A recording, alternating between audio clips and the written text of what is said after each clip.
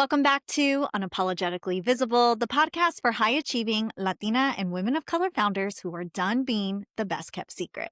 I'm your host, Christina Olivarez, award winning visibility and leadership coach, TEDx speaker, and founder and CEO of the Social Butterfly Gal and Hustle and Socialize. All right, it's time to talk about something that I know so many of us carry, but rarely say out loud, and that is burnout. And I'm not just talking about any burnout, not the kind that the internet tells you to fix with a bubble bath or self-care or another productivity hack. I'm talking about the kind of burnout that Latina founders experience, the kind that doesn't just sit in your schedule, but sits all over your body and sometimes paralyze you. The kind that comes from carrying the weight of all of the expectations your family, your culture, your community, and your business have all at once. And then realizing one day that it's too damn heavy to carry. If you ever thought to yourself,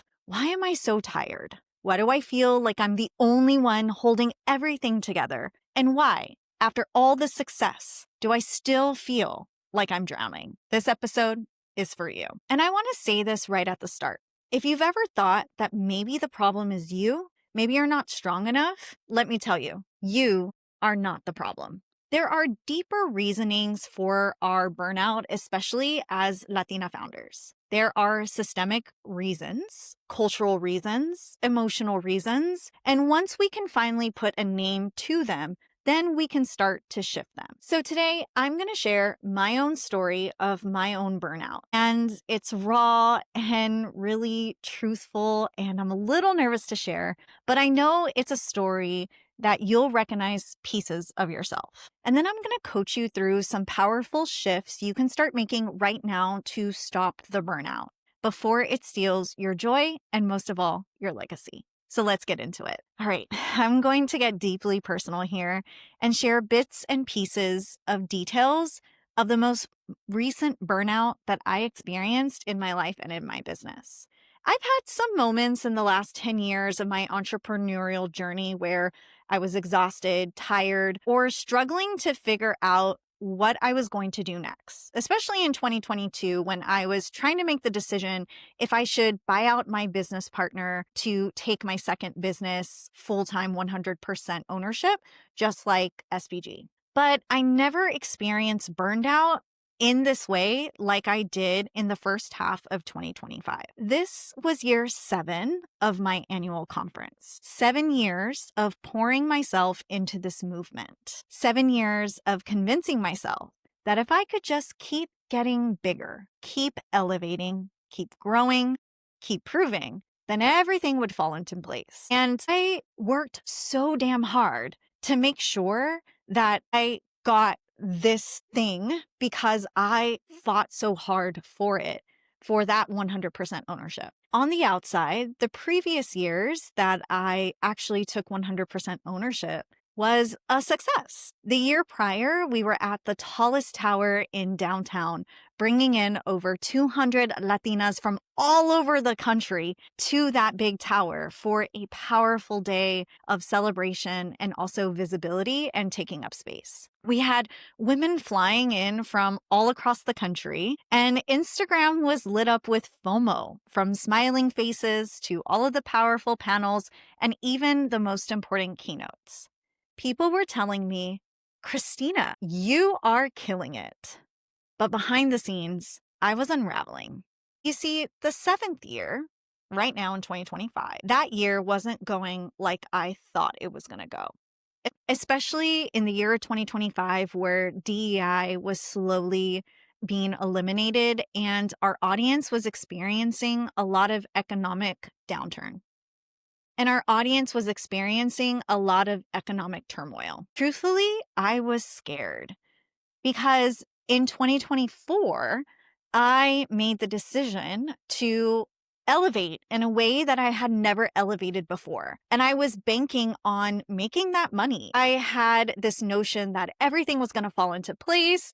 I would get all of the sponsors. Ticket sales would automatically be sold out from the moment that we would reveal them. But deep down, that wasn't happening. And I was scared. In Q2, I would go to bed at night, close my eyes, and immediately start panicking. I started to calculate all of the numbers. Okay, if a sponsor comes in at this level and pays before this date, I can definitely afford the venue. If these ticket sales come through, then I can afford to pay my photographer, my videographer, my event team, you name it. I started to lay awake at night and just feel the weight of the decisions that I had made way before I knew that I could carry this. And a lot of what I was feeling was also a fear around that many people weren't finding this movement important anymore. Did they even care? Is this why we are struggling with ticket sales? Because it felt at that moment in that time, nobody cared.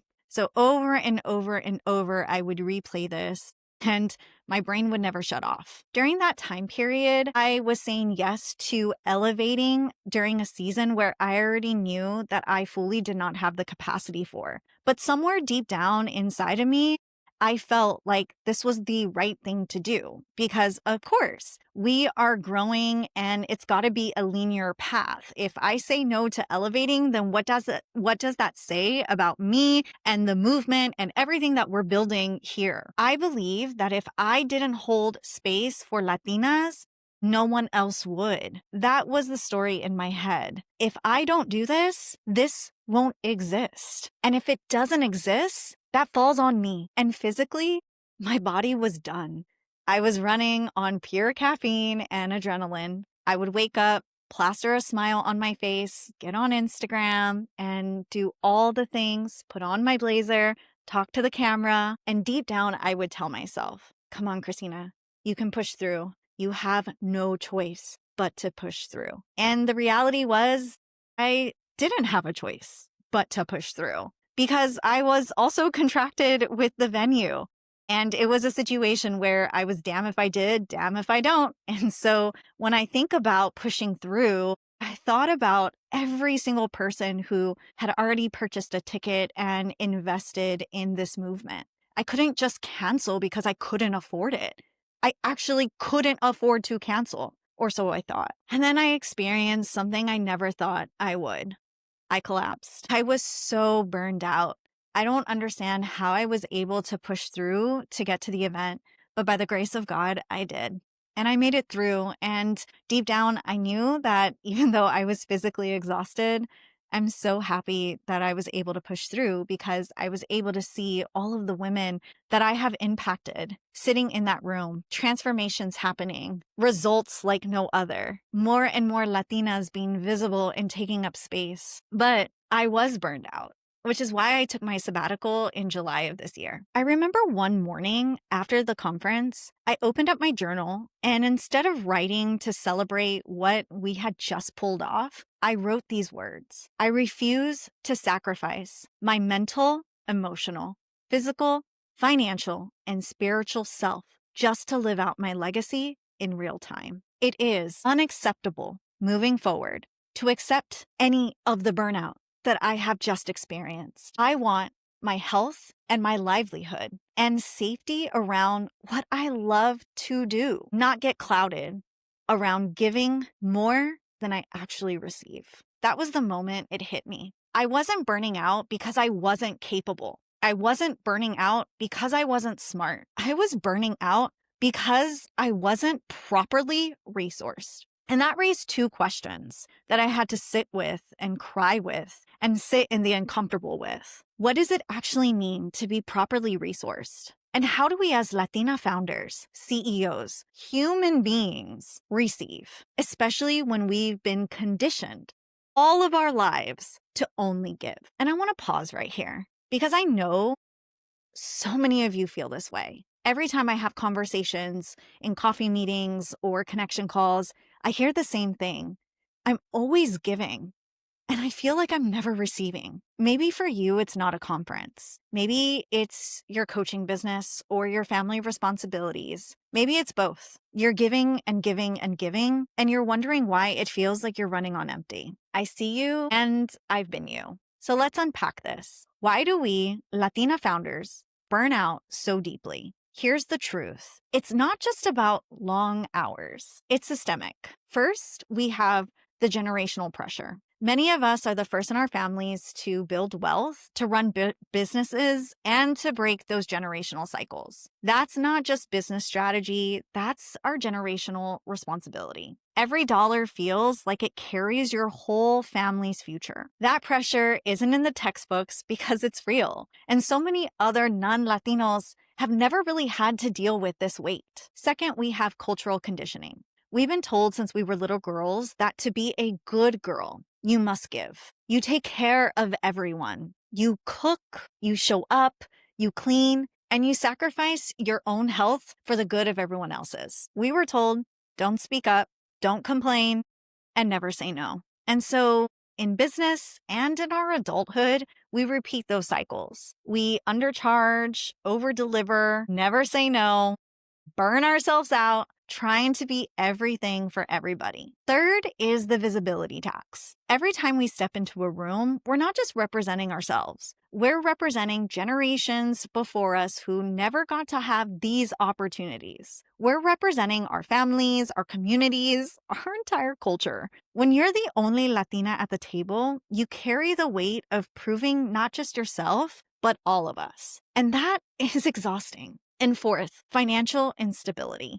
Let's be honest, DEI budgets got eliminated this year. Sponsors pulled out. Clients hesitate to invest in us at the same level that they invest in others. We're told to bootstrap harder, work smarter, figure it out. And all the while, we're still expected to keep showing up polished and perfect. So what happens? We give and we give and we give until we're empty. And here's what I want you to hear. Burnout is not a badge of honor. I want to repeat that again. Burnout is not a badge of honor. Burnout is a warning sign. It's your body and your spirit saying, mijita, this is not sustainable. This is not aligned with any of your future self. And this is not the legacy that you're meant to build. So how do we stop? Oh my goodness. Well, for me, the shift came when I decided to embrace these truths. The first truth is we have to redefine what properly resource means. For the longest time, I thought that properly resourced meant that I would have to hit a certain revenue goal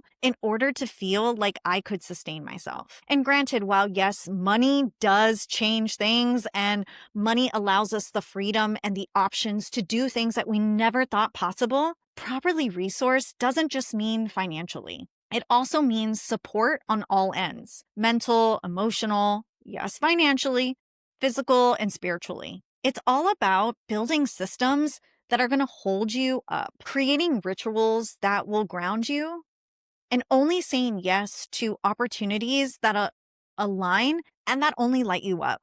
And it's not because what you should be doing. It's also about saying no. I want to remind you that no is a complete sentence, period. When you know it's not going to rob you only of your financial capacity, but also energetically. Properly resourced also means allowing yourself to have rest built in to your business model, but also recognizing what rest means to you and how you can build it in so that you have pockets of rest throughout the whole entire year, not just in one moment. And of course, having a support system of people you can lean on. Ask yourself right now, where am I under-resourced? And where am I over-functioning to cover that gap? The second, practice receiving as deeply as you give. This one cut me the deepest because I realized I didn't actually know how to receive. I never had that example. My mom, my grandma, even my grandpa would always be giving.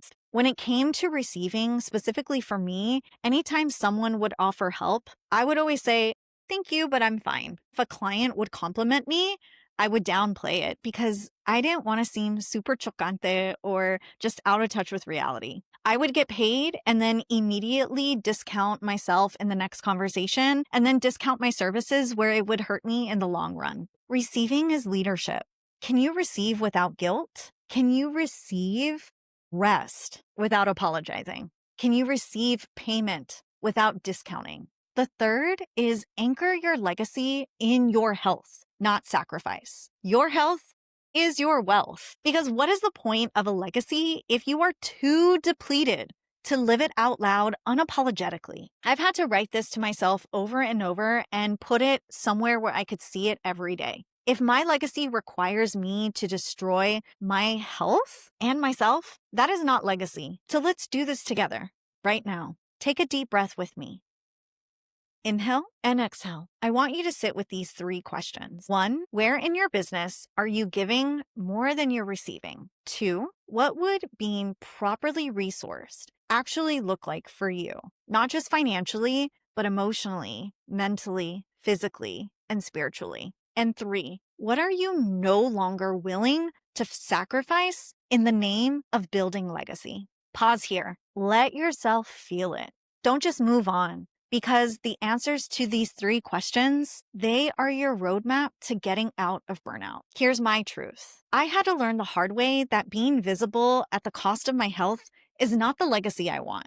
And I don't want that for you either. This podcast, this community, this movement, it's about rewriting the rules. It's about building legacies that are resource, sustainable, and joyful. So if this spoke to you, sit with those questions, journal them, and if you're ready to take it deeper to actually recalibrate your visibility, your legacy, and your business that protects your health and amplifies your legacy, you know where to find me. Because you deserve a business that doesn't just look good on the outside, but feels safe and nourishing on the inside. If you resonated with this episode, here's what I want you to do next. Subscribe and leave a review, because that helps this podcast reach more women like us, women who were never meant to stay hidden, women who are meant to be highly visible leaders. Share this episode with someone you love who is currently experiencing burnout, and DM me on Instagram at the Social Butterfly Gal. Tell me your biggest reframe, your biggest breakthrough from today's conversation. And if you're feeling the call to go deeper, to recalibrate your personal brand, leadership, and your visibility, I would love to support you through one-on-one coaching. You can find the coaching information and offers in the links in the show notes below, and you can send me a DM on Instagram with the word coaching, and I'll personally walk you through what offers are in alignment with your current season and what it looks like to step into this next era with clarity, confidence, and unapologetic authority. Thank you for being here and for listening and for all of the shares and reviews. Remember this, you didn't come this far to play safe. You came to be unapologetically visible. I'll see you next week.